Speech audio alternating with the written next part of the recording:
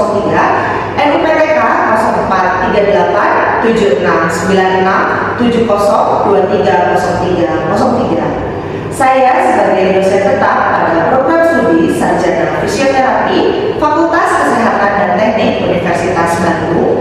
Perkenalkan, saya menyampaikan pernyataan diri dosen PDD dalam unjuk kerja Tridharma Perguruan Tinggi UKT-PT bidang pengajaran sebagai bagian dari proses mengikuti sertifikasi dosen gelombang 1 yang diselenggarakan oleh Kementerian Pendidikan Tinggi, Sains dan Teknologi Kemdikti-Saintek tahun 2026.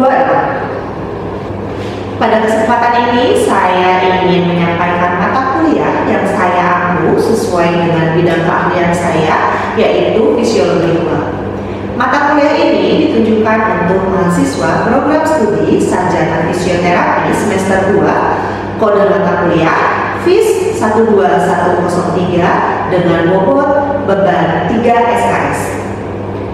Proses pembelajaran diselenggarakan di ruang kelas dalam 16 kali pertemuan tatap muka dengan rincian 14 kali pertemuan untuk materi perkuliahan, 1 kali untuk UTS, serta 1 kali untuk UAS.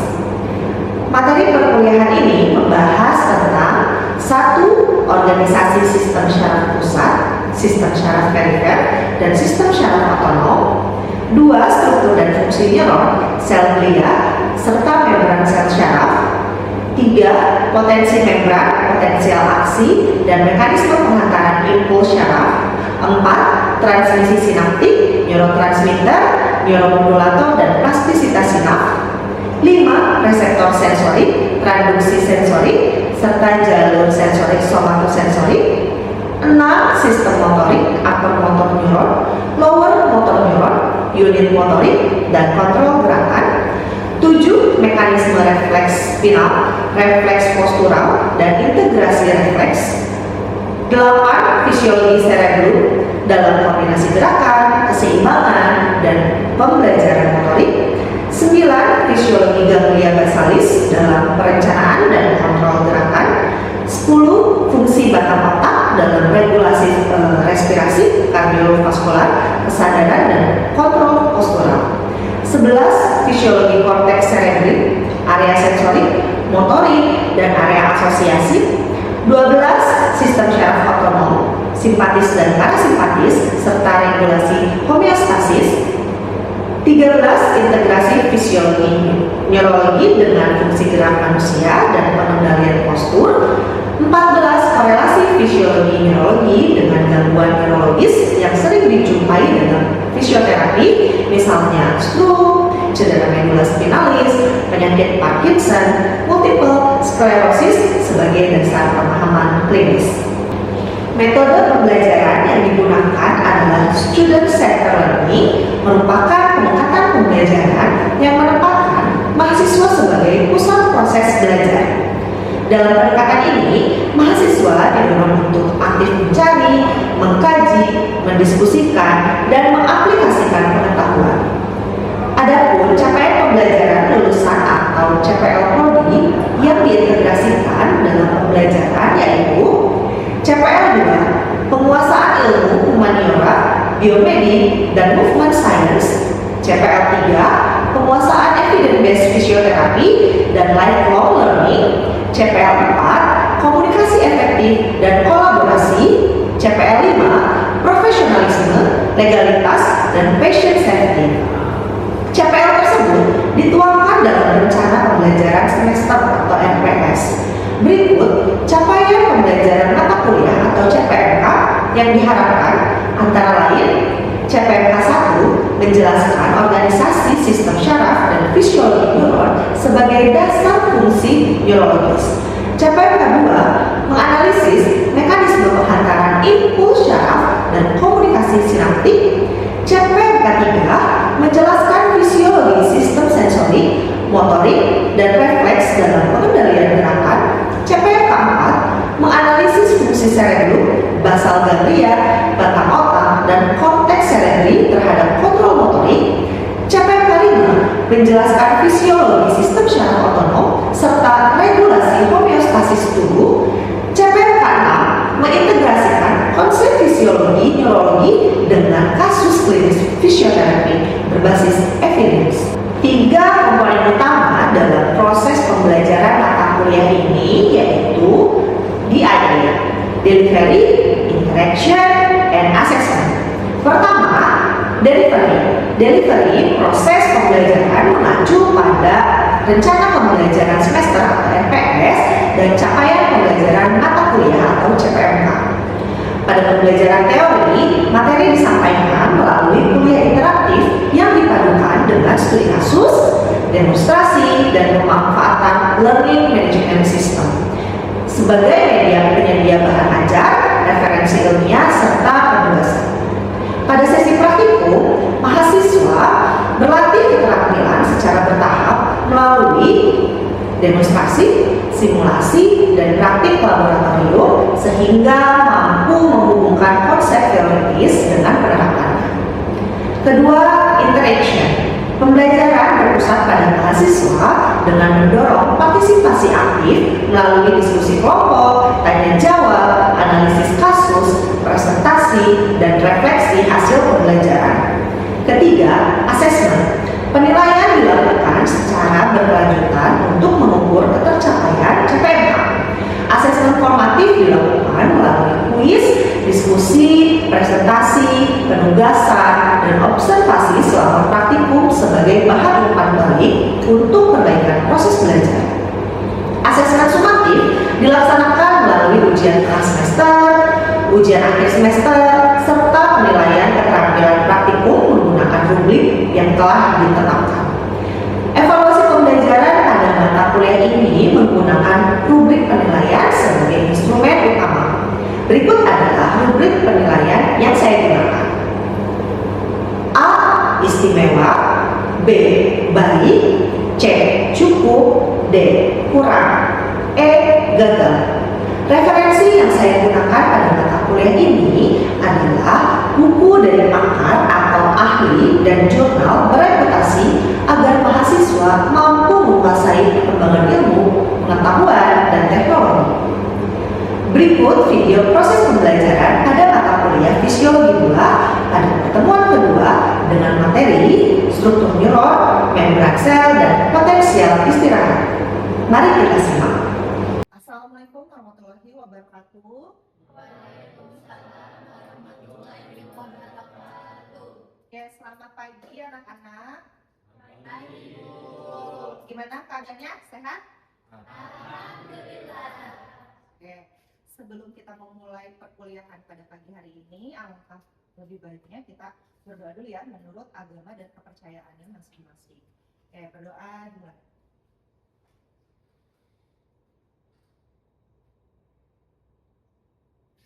Selesai. Oke, sebelum kita masuk ke perkuliahan pertemuan kedua ya, absen dulu ya. Absennya boleh kalian buka dulu aplikasi Edlink-nya. Jadi absennya langsung dari Edlink saja ya. Oke, silakan absen dulu.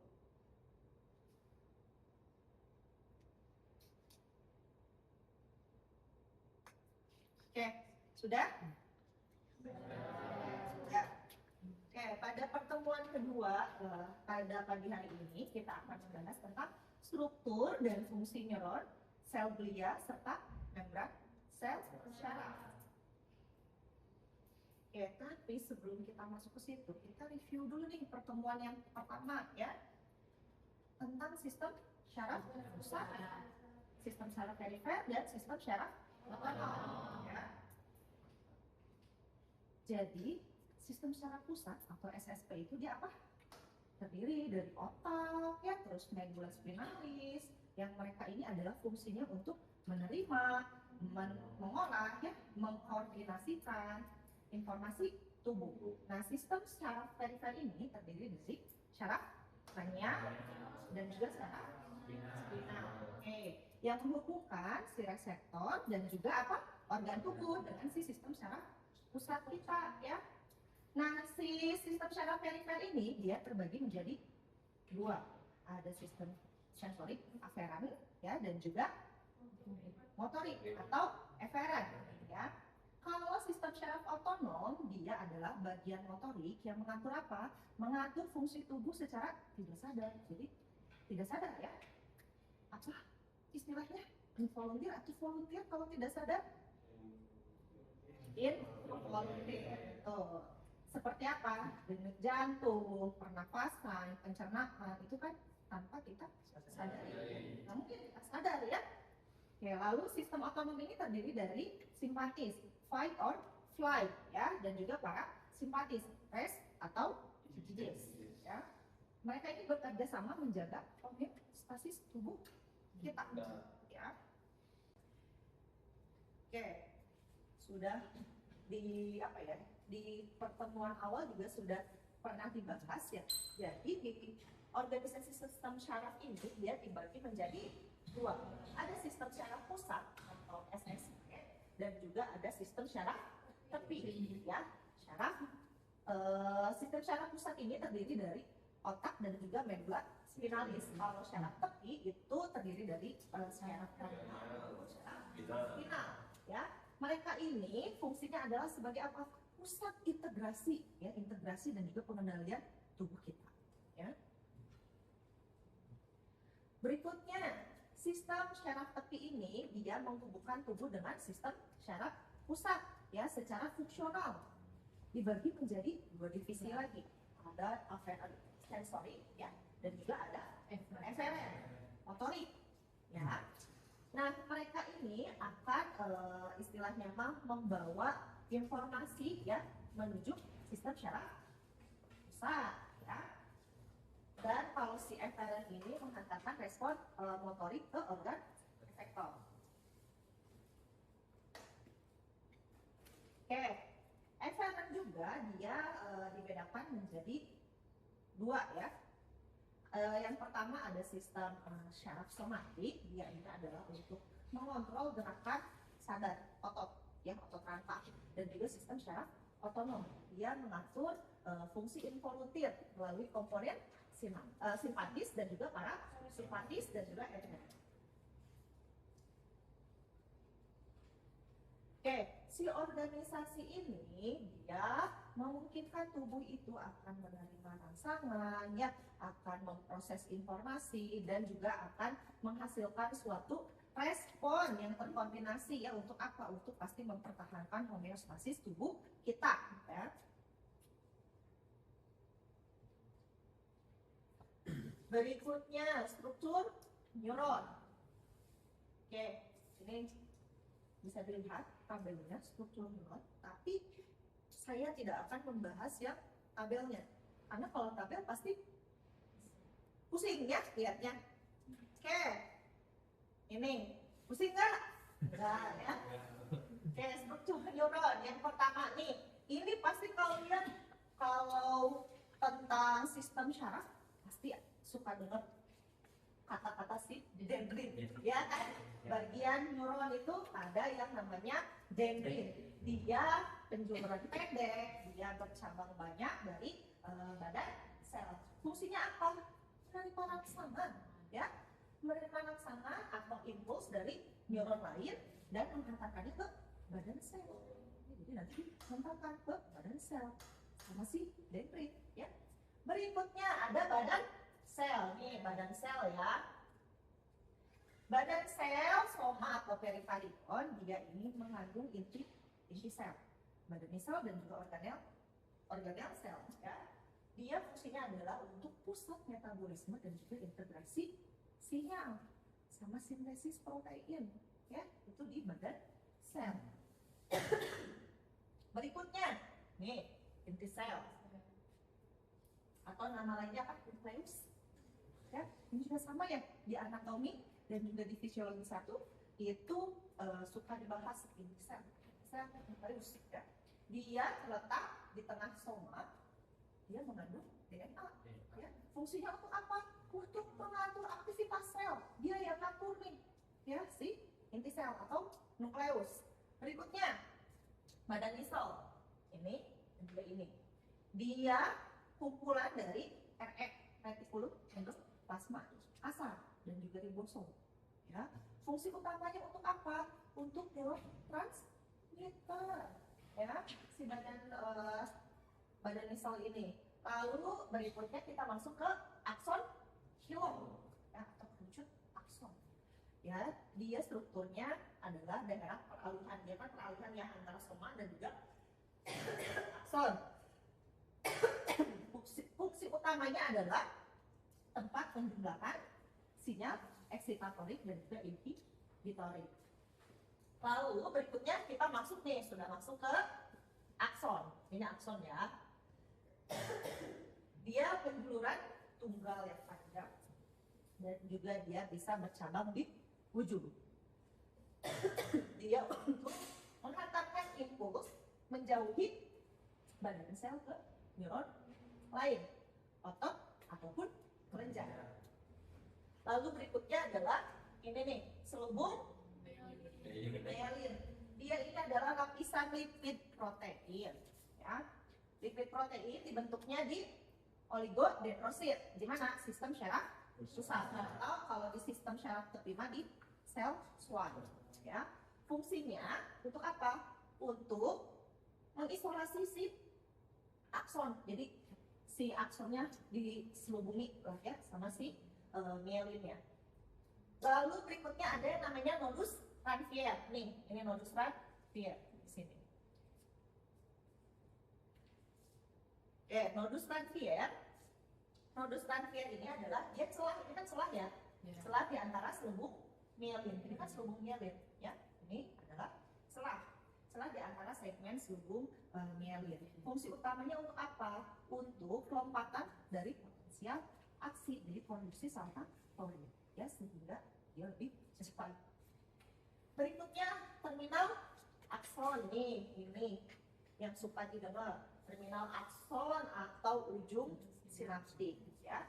Dia cabang kan, cabang ujung akson berisi dari vesikel sinaptik. Dia ini adalah untuk melepaskan neurotransmitter ya ke celah sinaptik untuk menerusin sinyal ya. Itu adalah fungsi dari terminal akson. Lalu berikutnya adalah sinaps nih. Sinaps ini dia terdiri dari terminal presinaptik, celah sinaptik dan juga membran postsinaptik. Fungsi utamanya untuk apa? Dia adalah untuk tempat komunikasi. Jadi tempat komunikasi antar neuron atau dengan sel efektor. Ya. Jadi nanti alurnya impuls itu pertama dendrit dulu, ya kan? Dendrit, setelah itu dia masuk ke soma, lalu ke akson hilom, baru ke akson, baru ke terminal akson, lalu sinapsnya sudah pasti, dia kan tempat komunikasi. Jadi dulu itu sel glia itu hanya dianggap sebagai sel bekerja, ya. Tapi sekarang mah diketahui bahwa sel glia ini penting dalam yang pertama transmisi sinaptik, terus untuk metabolisme neuron, lalu untuk plastisitas otak dan neuroinflamasi serta regenerasi. Ya. Ada penelitian terbaru menunjukkan bahwa komunikasi neuron glia itu sangat menentukan fungsi sistem syaraf pusat. Oke, ini gambarnya si sel glia. Jadi dia juga ada banyak jenisnya ya, si sel glia. Yang ibu tadi awal sebutkan, ya ada oligodendrosit, ada sel Schwann, ada apa? Astrosit, ada. Oke, jadi perbedaannya nih, ya kan? Ada muatan listrik antara bagian dalam dan juga bagian luar, ya. Jadi ada perbedaan muatan listrik baik itu di luar maupun di dalam membran sel kita, ya. Dengan bagian yang lebih negatif itu sekitar apa ini? Negatif 70 volt. MV itu adalah millivolt, ya. Di mana? Di neuron, ya kan kita sedang bahas neuron, jadi pasti ini adalah di neuron. Jadi perubahan potensial ini terjadi melalui yang namanya depolarisasi, ya. Jadi natrium masuk, kalau repolarisasi itu adalah yang memungkinkan terbentuknya impuls. Berikutnya, jadi si mekanisme ini dia penting untuk apa? Untuk penghantaran sinyal syaraf, untuk lagi-lagi untuk kontraksi otot ya, dan fungsi normal dari sistem saraf. Intervensi fisioterapi pada pasien stroke. Yang pertama adalah task oriented training. Jadi dia latihannya berfokus pada tugas fungsional yang bermakna ya bagi pasien. Jadi dia melatih aktivitas spesifik sesuai tujuan pasien. Misalnya, Bapak Ibu meraih sesuatu, terus memindahkan barang ya, makan, berpakaian gitu ya, itu adalah task oriented training. Ya, fungsinya untuk apa? Untuk meningkatkan kontrol motoriknya pada pasien stroke ya. Terus untuk koordinasi dan juga pasti sudah untuk kemandirian si pasien tersebut ya. Dosisnya dia bisa intensitas tinggi dan repetisinya banyak karena kan harus repetisinya banyak ya, berulang. Lalu berikutnya latihan berulang atau repetitif training. Ya, latihan repetitif ini adalah untuk meningkatkan meningkatkan kontrol motorik dan juga kekuatan. Ya, repetisi gerakannya itu harus konsisten dan juga terstruktur. Dia untuk merangsang neuroplastistis dan juga pembentukan koneksi syaraf baru. Ya. Contohnya, latihan apa? Angkat beban. Tapi dibedain ya, latihan angkat beban pada misalnya orang yang normal, maksudnya normal itu adalah yang tidak terdapat gangguan dengan pasien stroke. Jadi bebannya beda ya. Misalnya kalian angkat 15 kilo, nggak mungkin pada pasien stroke angkat 15 kilo ya. Misalnya pada pasien stroke itu cukup di 1 kilo atau 1,5 kilo gitu ya. Yang penting pasiennya itu bisa mengangkat beban ya. Latihan mengangkat lengan, gerak bola, terus meluruskan lutut ya, itu kalau pada pasien stroke itu sulit ya. Jadi contoh latihannya adalah yang lalu balance training ini untuk melatih keseimbangan kan, soalnya pada pasien stroke kan itu keseimbangannya juga terganggu ya. Latihan keseimbangannya bisa statis, bisa dinamis ya. Pasti untuk apa? Fungsinya meningkatkan stabilitas posturalnya ya, dan juga mencegah risiko. Contohnya apa? Berdiri sama kaki ya. Kalau kita ada orang normal kayak bisa gitu ya, kan pada pasien stroke kan sulit ya, jadi harus dilatih ya. Terus weight shifting, latihan di atas foam atau board ya. Ini seperti ini latihannya di atas foam atau board. Terus reaching ya, progresinya harus dari mudah ke sulit. Iya, sesuai dengan kemampuan pasiennya ya. Jangan langsung sulit gitu ya, jangan langsung diarahkan ke yang sulit gitu, si pasiennya tidak bisa. Jangan ya, harus dari yang mudah ke sulit ya, sesuai dengan kemampuan pasien. Lalu gait training, melatih pola jalan yang efektif, aman dan juga efisien ya. Fungsinya adalah untuk memperbaiki kecepatan, ritme ya, panjang langkah, sama keseimbangan pada saat berjalan. Metodenya bisa overground training, bisa treadmill ya, terus bisa obstacle training, bisa quay. Dia bisa pakai alat bantu, bisa pakai tongkat, ya, bisa pakai walker. Tahu kan walker ya? Oke. Sesuai dengan kebutuhan ya. Lalu yang kelima adalah functional electrical stimulation atau FES. Jadi ini adalah stimulasi listrik ya, untuk mengaktifkan si otot-otot yang lemah atau tidak aktif ya. Fungsinya untuk membantu kontraksi otot ya, meningkatkan kekuatan dan juga kontrol motorik.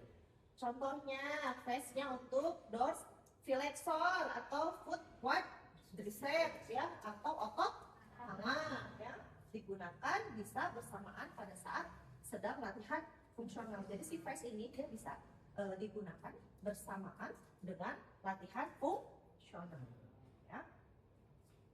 Ya, hasil yang diharapkan apa dari intervensi ini tuh sudah pasti adalah untuk peningkatan fungsi motorik, ya, penurunan risiko jatuh, peningkatan kemandirian juga, ya. Jadi si pasiennya bisa mandiri, peningkatan partisipasi sosial dan kualitas hidupnya jauh lebih. Ada yang mau ditanyakan? Ayo. Apa Bagas? Nah, jadi misalnya di kasus yang orang stroke tadi, misal si pasiennya ini ngalamin kelemahan di lengan kanannya, untuk jadi dia tuh kayak kesusahan untuk mengangkat barang waktu proses fisioterapinya. Nah, itu tuh bagian neuron mana yang fungsinya tuh sebenarnya untuk nganterin si impuls dari otak ke otaknya. Oke, saya jawab dulu ya. Berarti satu pertanyaan langsung jawab ya. Oke, bagian mana ya? Tadi kata tegas bagian mana? Ya itu adalah bagian apa? Akson. Karena apa? Si akson ini dia menghantarkan impuls dari mana? Dari badan sel menuju otot apa? Rangka untuk menghasilkan suatu gerakan. Makanya jadi tadi yang si bagian neuron mana itu adalah bagian akson, ya, karena dia adalah yang menghantarkan impuls dari badan sel menuju otot rangka. Ya. Itu Bagas, cukup? Cukup itu. Oke, selanjutnya. Oke, siap, Nanda. Jadi pasien dengan cedera saraf periferen menjalani program latihan dan stimulasi listrik untuk membantu pemulihan fungsi ototnya tersebut. Pertanyaan saya di sini, sel glia apa yang paling berperan dalam regenerasi saraf perifer tersebut? Oke, sel apa yang apa tadi? Paling berperan Yang paling berperan dalam regenerasi. regenerasi ya. Oke. Sel apa yaitu sel Schwann atau Schwann cell, ya, karena dia membantu pembentukan myelin, ya, dan juga apa untuk meregenerasi si akson setelah terjadinya cedera, ya. Jadi si sel Schwann. Oke. Puas Nanda? Pas Ibu, terima kasih. Oke, terjawab ya. Oke, berikutnya. Aku mau jadi pertanyaan Bu. Oke, siap. Apa hasil? Saya Bu, pada kasus yang tadi ada itu, yaitu pasien stroke, salah satu intervensinya menggunakan modalitas fisioterapi PS atau aliran listrik, menggunakan aliran listrik. Nah Bu, perubahan apa sih Bu yang terjadi pada membran sel saraf pada saat si stimulasi listriknya diberikan Bu? Oke, jadi langsung jawab ini. Oke, langsung jawab. Oke, jadi dia itu adalah masuknya ion natrium, ya, ke dalam sel, sehingga dia akan terbentuk yang namanya potensial aksi, ya, potensial aksi yang memicu kontraksi otot. Oke, jadi ada ion natrium nih yang masuk, ya, ke sel, sehingga terbentuk yang namanya potensial aksi, ya, sehingga memicu kontraksi otot. Itu hasil. Baik Bu, terima kasih Bu. Sudah semuanya? Ya. Terima kasih anak-anak sudah mau mendengarkan paparan, ya, sudah mau hadir dan juga mendengarkan pemaparan materi pertemuan kedua kita pada pagi hari ini. Terima kasih banyak. Sebelum kita tutup, tadi kan dibuka dengan doa, maka ditutup juga dengan doa. Kita berdoa dulu ya. Untuk mengakhiri pertemuan pada pagi hari ini, alangkah lebih baiknya kita berdoa dulu. Berdoa menurut agama dan kepercayaannya masing-masing. Berdoa dimulai.